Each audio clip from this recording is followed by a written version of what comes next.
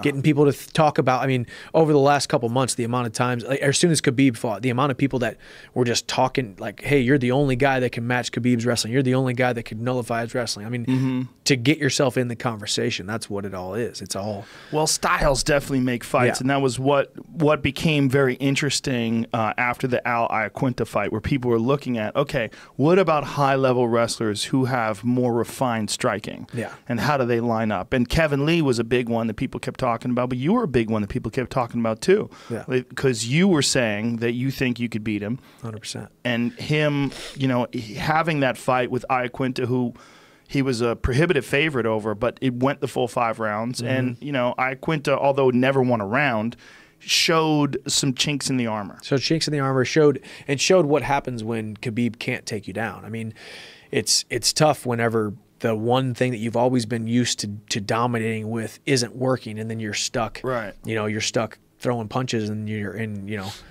know, he's a little bit behind in the striking aspect. Dude, I've got a ton of respect for the guy. He's ton a of mauler. respect. Mauler. I mean, at certain times he looks unbeatable. He has looked unbeatable where I've looked at it and other people have looked at it, and people that have fought him that I've talked to. Like the Barboza fight. Yeah. Like he just fucking mauled Barboza. And it's just a battle of wills, man. You're inside of a cage, and it's just like we talked about. I knew I could outpace people. I knew I could out cardio them. I could out tough them, you know. Certain people get to that breaking point and they break and they concede. They go into their shell and they say, "I did a good job, but this one's on him." Well, guys who don't have that deep wrestling background and they face a guy who does, there's moments in the fight where you see that, where you saw that 1,000-yard stare in Barboza's eyes where he was like, fuck. Oh, like, I can't keep doing this. Like, he goes into defensive survival mode. Yeah.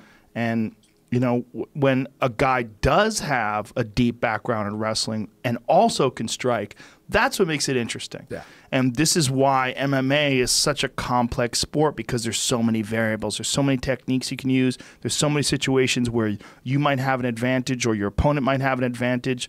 And it's just, we live for these matchups, these stylistic matchups. So when something like that happens and a guy like Khabib has a fight where all these questions get presented, that's where a guy like Michael Chandler comes into the mix. Yeah, well, and I love, like, after that fight too, because I said something. I posted a video. Do you see the video of me scrambling with Kamaru Usman, like the crazy, like, that was awesome. And I said, if all he has is wrestling, how do you beat a man who can't be taken down? You know, right? And I got so many messages from, you know, Russian guys that just said Khabib time, you know, right, and it's just like, of course, you know, and it's like, yeah, I mean, it's one of those things, man, where, I mean, that fight with Eddie, I mean, that fight with Khabib, it's exciting. Do you want to make some money?